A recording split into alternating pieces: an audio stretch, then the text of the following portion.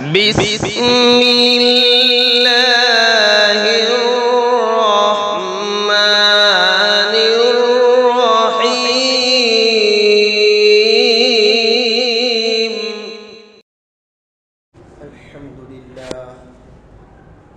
الحمد لله نحمده ونستعينه ونستغفره ونؤمن به ونتوكل عليه ونعوذ بالله من شرور أنفسنا ومن سيئات أعمالنا ونعوذ بالله من شرور أنفسنا ومن سيئات أعمالنا ونعوذ بالله من شرور أنفسنا ومن سيئات أعمالنا من يهد الله فلا مضل له ومن يضلله فلا هادي له ونشهد أن لا إله إلا الله وحده لا شريك له ونشهد أن سيدنا ومولانا محمدا عبده ورسوله الذي أرسل بالحق بشيرا ونذيرا وداعيا إلى الله بإذنه وسراجا منيرا. أما بعد فأعوذ بالله من الشيطان الرجيم. بسم الله الرحمن الرحيم. فإذا نفخ في الصور فلا أنساب بينهم يومئذ ولا يتساءلون. فمن ثقلت موازينه فأولئك هم المفلحون ومن خفت موازينه فأولئك الذين خسروا أنفسهم في جهنم خالدون. وقال النبي صلى الله عليه وسلم: الكيس من دان نفسه وعمل لما بعد الموت، والعاجز من أتبع نفسه هواها وتمنى على الله.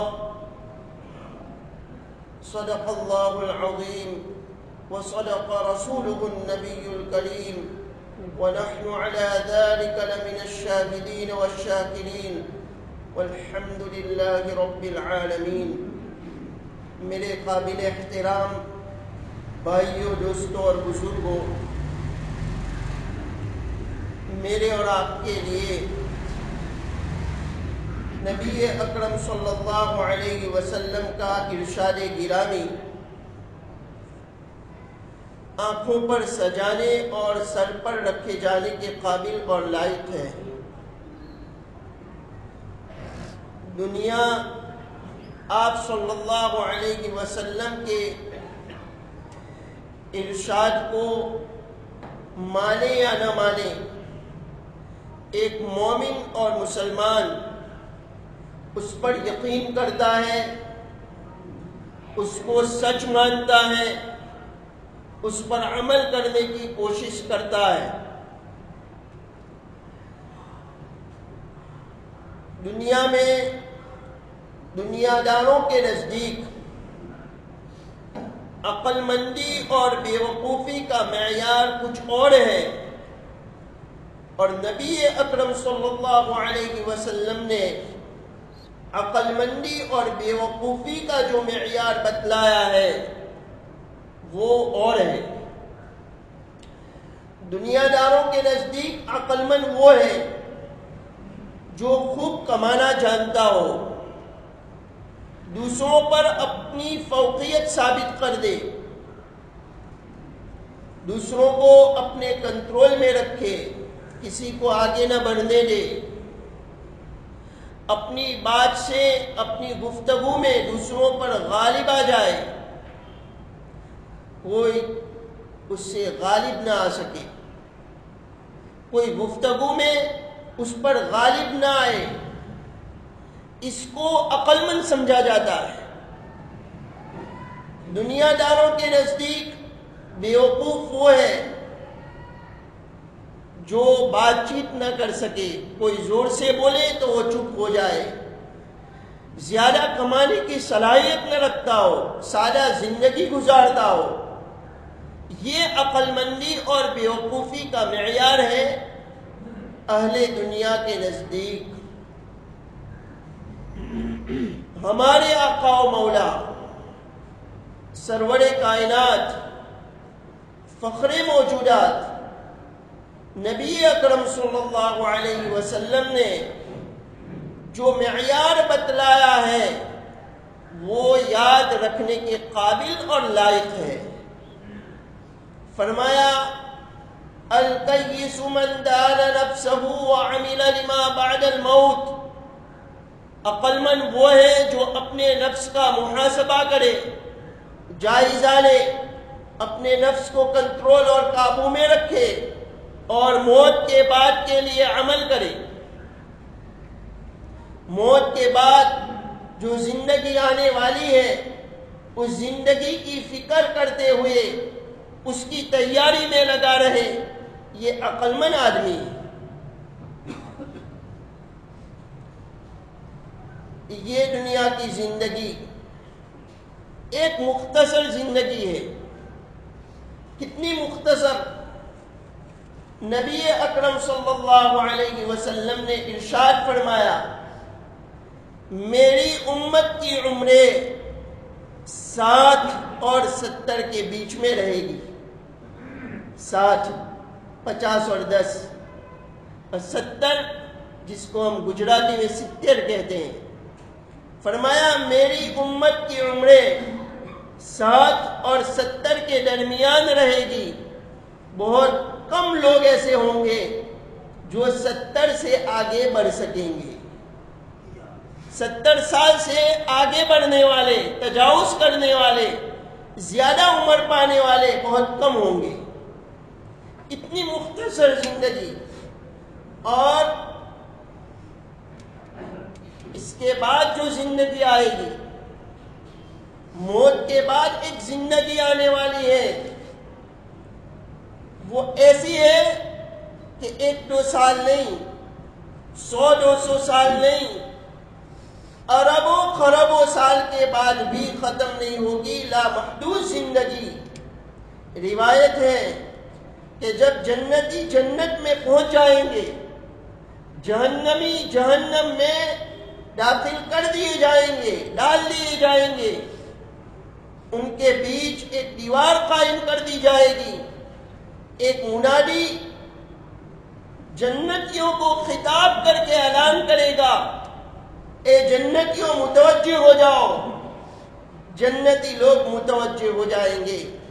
ایک میڈا لایا جائے گا اور پوچھا جائے گا جانتے ہو یہ میڈا کیا ہے؟ سب کے دل میں یہ بات آ جائے گی کہ موت ہے۔ پھر جہنمیوں سے کہا جائے گا، جہنمیوں کو آواز دی جائے گی، پوچھا جائے گا جانتے ہو یہ میڈا کیا ہے؟ جہنمی لوگ کہیں گے موت ہے۔ سب کے سامنے اس کو ذبح کر دیا جائے گا۔ اس منظر کو دیکھ کر جنتی کو اتنی خوشی ہوگی کہ اگر اللہ تبارک و تعالیٰ کی طرف سے اس کی زندگی کا اور اس کو باقی رکھنے کا فیصلہ نہ کیا گیا ہوتا تو مارے خوشی کہ وہ مر جاتا۔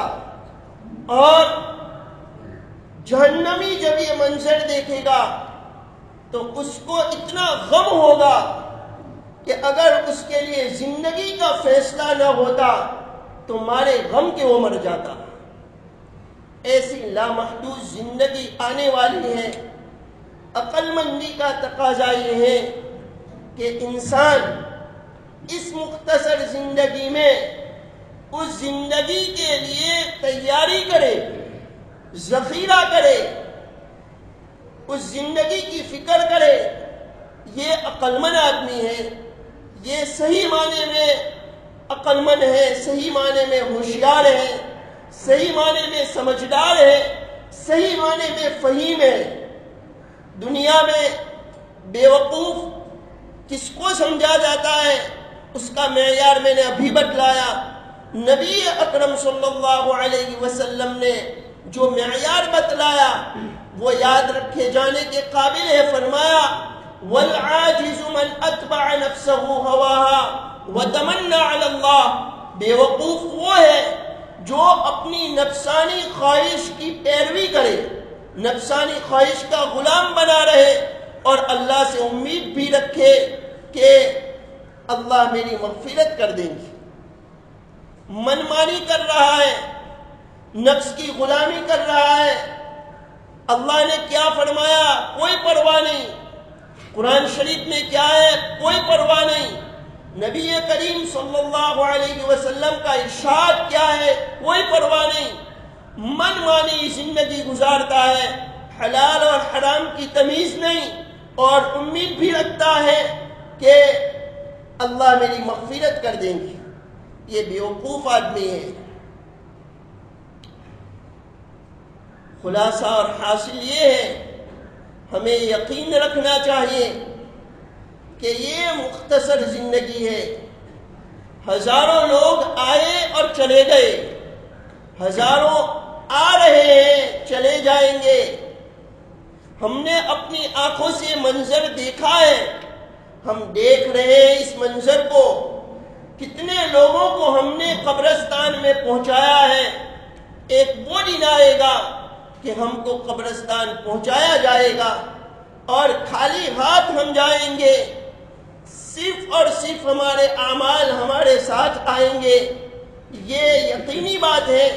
تو عقل مندی کا تقاضا یہ ہے کہ انسان اس زندگی کے لیے تیاری کرے۔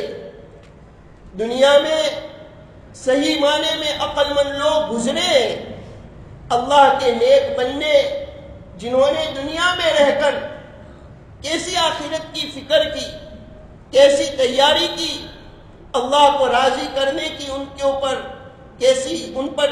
ان کو کیسی فکر تھی، آخرت کی کیسی فکر تھی، موت کے بعد آنے والی زندگی کی کیسی فکر تھی، اس کو سمجھانے کے لیے میں ایک مثال پیش کرتا ہوں۔ حضرت امام اصمعی رحمت اللہ علیہ بہت بڑے لغت اور ڈکشنری کے امام گزرے ہیں۔ وہ فرماتے ہیں کہ میں ایک مرتبہ رات کو طواف کر رہا تھا، بیت اللہ کا طواف کر رہا تھا، رات کا وقت تھا، میں نے دیکھا کہ ایک نوجوان بیت اللہ کے پردوں سے لپٹ کر اشعار پڑھ رہا ہے، شعر پڑھ رہا ہے۔ وہ اشعار کیا تھے؟ یا مجیب دعاء المضطر فی الظلم، یا مجیب دعاء المضطر فی الظلم، یا کاشف الضر والبلوى مع السقم۔ اے وہ ذات جو اندھیروں میں مضطر کی دعا قبول فرماتے ہیں، بے قرار کی دعا اندھیروں میں تاریکیوں میں قبول فرماتے ہیں، بیمار سے اس کی مصیبت غم اور رنج کو دور کرتے ہیں۔ قد نام وفدك حول البيت وانتبهوا وانت يا حي يا قيوم لم تنم۔ تیرے پاس آیا ہوا وفد بیت اللہ کے ارد گرد پھرا، پھر سو گیا اور بیدار بھی ہو گیا۔ یا حی یا قیوم، آپ ایسے ہیں کہ آپ کبھی نہیں سوتے ہیں۔ ادعوک ربی حزینا ہائما قلقا فرحم بکائی بحق البیت والحرم۔ اے اللہ، اے میرے رب، میں آپ سے دعا کرتا ہوں اس حال میں کہ میں پریشان حال ہوں، علم رسیدہ ہوں، قلق والا ہوں، بیت و حرم کے صدقے میرے رونے پر رحم فرما دیجئے۔ ان کان جودک لا یرجوہ ذو سفہ فمن یجود علی العاصین بالکرم۔ اگر کوئی بھی وقوف آپ کی بخشش کی امید نہ رکھے، آپ کی مغفرت کی امید نہ کرے، تو کون ہے جو گنہگار کی مغفرت کرے گا؟ یہ کہنے کے بعد، یہ اشعار پڑھنے کے بعد وہ رونے لگے، اور اس کے بعد انہوں نے دعا کی، الا ایھا المقصود فی کل حاجۃ شکوت الیک الضر فارحم شکایتی۔ اے وہ اللہ، اے وہ ذات جو ہر حاجت میں میرے مقصود ہے، آپ ہی ہر حاجت میں میرے مقصود ہے، ہر حاجت میں مقصود ہے۔ میں نے اپنی تکلیف بیان کی، میرے غم اور رنج کو دور کر دیجئے۔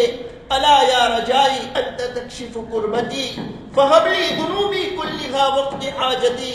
اے وہ ذات جو میری امیدیں جس سے وابستہ ہے، میری امیدیں جس سے وابستہ ہے، آپ ہی میری تکلیف غم اور رنج کو دور کر سکتے ہیں. میرے تمام گناہ معاف کر دیجئے اور میری حاجت کو پوری کر دیجئے. اتیت باعمال قباح ردیئۃ وما فی الورى عبد جناک جنایتی. میں آپ کی بارگاہ میں ردی اور قبیح اعمال لے کر آیا ہوں اور میں سمجھتا ہوں کہ آپ کی مخلوق میں مجھ سے زیادہ گنہگار کوئی نہیں ہے. اتحرقنی بالنار یا غایۃ المنی فأین رجائی ثم این مخافتی. کیا آپ مجھے آگ میں جلائیں گے؟ اگر بالفرض ایسا ہوا تو میری امیدیں کیا کام آئی اور میرا خوف کیا کام آیا؟ یہ دعا کرنے کے بعد وہ بے ہوش ہو گئے. آخرت کے فکر مند لوگ کیسے ہوتے ہیں اس کو سمجھانے کے لیے یہ واقعہ میں ذکر کر رہا ہوں. حضرت امام اصمعی رحمت اللہ علیہ نے دیکھا تو وہ تھے علی ابن حسین ابن علی رحمت اللہ علیہ، جن کو زین العابدین کہا جاتا ہے. جب وہ ہوش میں آئے تو امام اصمعی رحمت اللہ علیہ نے کہا کہ حضرت آپ تو بڑے اونچے خاندان کے ہیں، پھر یہ جزا فضا کیسی؟ تو انہوں نے جواب دیا کہ اللہ نے جنت کو مطیعین کے لیے بنایا ہے، فرما برداروں کے لیے بنایا ہے، اگرچہ وہ فرما بردار حبشی غلام کیوں نہ ہو، اور جہنم کو گنہگاروں کے لیے بنایا ہے، اگرچہ وہ گنہگار آزاد قریشی کیوں نہ ہو. پھر یہ آیت پڑھی فَإِذَا نُفِخَ فِي الصُّورِ فَلَا أَنْسَابَ بَيْنَهُمْ يَوْمَئِذٍ وَلَا يَتَسَاءَلُونَ فَمَنْ ثَقُلَتْ مَوَازِينُهُ فَأُولَئِكَ هُمُ الْمُفْلِحُونَ وَمَنْ خَفَّتْ مَوَازِينُهُ فَأُولَئِكَ الَّذِينَ خَسِرُوا أَنفُسَهُمْ فِي جَهَنَّمَ خَالِدُونَ. جب دوسری مرتبہ سور پھونکا جائے گا اور لوگوں کو میدان محشر میں کھڑا کر دیا جائے گا تو اولاد ماں باپ سے، شوہر بیوی سے، دوست سے، بھائی سے کوئی سروکار نہیں رکھے گا. ہر ایک کو اپنی فکر ہوگی، ہر ایک اپنی فکر میں مشغول ہوگا. دنیا میں رشتہ دار اور دوست دوسرے کے بارے میں پوچھتے ہیں کہ وہ کس حال میں ہے. وہاں پر اتنی فرصت نہیں ہوگی کہ رشتہ داروں اور ملاقاتیوں کا حال معلوم کرے. جس کا نیکیوں کا پلہ بھاری ہوگا وہ کامیاب ہو جائے گا، اور جس کا پلہ ہلکا ہوگا یہی وہ شخص ہے جس نے اپنے آپ کو گھاٹے اور نقصان میں رکھا، وہ جہنم میں ہمیشہ رہے گا. یہ آیت پڑھی. ان کو اتنے بڑے خاندان کے چشم و چراغ، اتنے بڑے بزرگ حضرت علی رضی اللہ تعالیٰ عنہ کے پوتے، لیکن آخرت کی فکر. بیت اللہ کے پاس وہ پردے سے بیت اللہ کے پردے سے لپٹ کر اللہ سے مانگ رہے ہیں، رو رہے ہیں، بے ہوش ہو رہے ہیں. میرے اور آپ کے لیے اس میں سبق ہے کہ اصل زندگی کی ہم فکر کریں. یہ زندگی مختصر ہے، یہ زندگی اس زندگی کی تیاری کے لیے ہے، اس زندگی کو بنانے کے لیے ہے، اس زندگی کو سنوارنے کے لیے ہے. قیامت کے دن کوئی شخص بھی اپنی جگہ سے ہل نہیں سکے گا جب تک کہ 5 باتوں کا جواب نہ دے دے. قیامت کے دن کوئی شخص اپنی جگہ سے ہل نہیں سکے گا جب تک کہ 5 باتوں کا جواب نہ دے دے. پہلا سوال ہوگا عمر اور زندگی کے بارے میں. اس کے ضمن میں تمام چیزوں کے بارے میں سوال ہوگا، عقائد کے بارے میں، عبادات کے بارے میں، کردار کے بارے میں، معاملات کے بارے میں، معاشرت کے بارے میں، اور تمام چیزوں کے بارے میں سوال ہوگا کہ ان تمام شعبوں میں شریعت کی پاسداری کی یا نہیں. ایسا نہیں ہوگا کہ آدمی دھوکہ دے دے کہ میں تو نمازی تھا، میں تو روزے دار تھا، میں تو زکوٰۃ دینے والا تھا، میں تو گناہ نہیں کرتا تھا. ایسا نہیں ہوگا. اللہ تبارک و تعالیٰ کی طرف سے مسلسل نگرانی جاری ہے، اور ایسی نگرانی جس کا میں اور آپ تصور نہیں کر سکتے. ایسی نگرانی جس کا میں اور آپ تصور نہیں کر سکتے. دنیا میں آدمی اپنا نام بدلتا ہے، اپنا نام بدل کر رہتا ہے، چھپتا ہے، چھپ کر رہتا ہے، سرجری کر کے اپنی حیت کو بدل لیتا ہے، اپنے جیسے انسان کو دھوکہ دے سکتا ہے، لیکن اللہ کو کوئی دھوکہ نہیں دے سکتا۔ اللہ کی طرف سے فرشتے مقرر ہیں جو انسان کے بول کو بھی لکھ رہے ہیں اور انسان کے کام کو بھی لکھ رہے ہیں۔ انسان کے بول بھی درج ہو رہے ہیں اور انسان کا کام بھی درج ہو رہا ہے۔ وہ لکھتے ہیں کہ آنکھ سے وہ کیا دیکھ رہا ہے، لکھتے ہیں زبان سے کیا بول رہا ہے، کس کی غیبت کر رہا ہے، کس کے اوپر بہتان اور تہمت لگا رہا ہے، کس کی چغلی کر رہا ہے، کس کی دلازاری کر رہا ہے۔ وہ لکھتے ہیں کہ وہ کان سے کیا سن رہا ہے۔ اس لیے میرے عزیزوں، بزرگوں، بھائیوں، میرے ایمان والے بھائیوں، عقل مندی کا تقاضا ہے کہ ہم اپنے نامہ اعمال کو اچھا بنانے کی فکر کریں اور ہمارے نامہ اعمال کو خراب ہونے سے بچانے کا اہتمام کریں۔ ہمارا نامہ اعمال اچھا ہو اس کی ہم فکر کریں اور نامہ اعمال کو خراب ہونے سے بچانے کا اہتمام اور فکر کرے۔ شیطان اور نفس کے اثر سے اگر کوئی گناہ ہو جائے تو فوراً توبہ کرے۔ مومن سے اگر کوئی گناہ ہو جاتا ہے تو جب تک وہ توبہ نہیں کرتا ہے اس کو چین نہیں آتا ہے۔ مومن گناہ کی وجہ سے ایسا بوجھ محسوس کرتا ہے جیسا کہ اس کے اوپر پہاڑ رکھ دیا گیا ہو، اور منافق گناہ کو ایسا ہلکا سمجھتا ہے جیسے ناک پر مکھی بیٹھی ہو اور اس کو اڑا دیا۔ اللہ ہمیں صحیح مومن بننے کی توفیق عطا فرمائے۔ پہلا سوال زندگی کے بارے میں ہوگا اور دوسرا سوال جوانی کے بارے میں ہوگا۔ جوانی اللہ تبارک و تعالیٰ کی عطا کی ہوئی ہے۔ اللہ اس کے بارے میں سوال فرمائیں گے۔ ہم نے جوانی دی تھی، تندرستی دی تھی، امنگیں دی تھی، حوصلے دیے تھے، صلاحیتیں دی تھی، اس کو کہاں لگایا، کہاں خرچ کیا، کہاں استعمال کیا؟ شیطان کا بہت بڑا دھوکہ ہمارے نوجوانوں کو یہ ہے کہ ابھی تو ہم چھوٹی عمر کے ہیں، ہم جوان ہیں، بڑی عمر میں موت کی بات کی، زندگی کے لیے تیاری کر لیں گے، آخرت کی فکر بڑی عمر میں کر لیں گے۔ یہ خام خیالی ہے، یہ دھوکہ ہے، یہ شیطان کا فریب ہے۔ کس کے پاس یہ ضمانت اور گارنٹی ہے کہ وہ بڑی عمر تک پہنچے گا، وہ بڑھاپے تک پہنچے گا، وہ اجیر عمر تک پہنچے گا؟ کس کے پاس یہ ضمانت ہے؟ اللہ تبارک و تعالی اس جوان کو محبوب اور مقبول بنا لیتے ہیں جو نوجوانی میں اللہ کی عبادت کرتا ہے، نوجوانی میں اللہ تبارک و تعالی کی اطاعت کرتا ہے، نوجوانی میں فرما برداری کرتا ہے۔ اللہ جن خوش نصیب بندوں کو سایہ عطا فرمائیں گے اس میں سے ایک وہ نوجوان ہوگا جس کی جوانی اللہ کی عبادت میں پروان چڑھی ہو، جس نے اللہ کے خوف کے ساتھ جوانی گزاری ہو، اللہ کے ڈر کے ساتھ جوانی گزاری ہو، اپنے جذبات پر کنٹرول رکھ کر جوانی گزاری ہو، فرائض اور واجبات کی ادائیگی کے ساتھ جوانی گزاری ہو، نافرمانی سے بچ کر جوانی گزاری ہو۔ مجھے اور آپ کو یہ فکر کرنی چاہیے میرا شمار بھی ان خوش قسمتوں میں ہو جائے، مجھے بھی یہ سعادت نصیب ہو جائے اور ہماری اولاد کو بھی یہ سعادت اور خوش قسمتی نصیب ہو جائے۔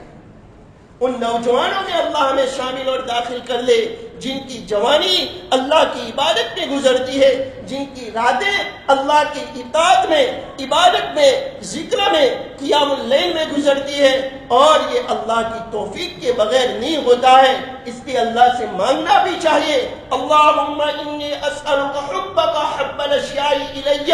اے اللہ میں آپ سے تمام چیزوں سے زیادہ آپ کی محبت مانگتا ہوں، ایسی محبت، آپ کی محبت کو تمام پیاری چیزوں سے زیادہ عزیز بنا لیجئے۔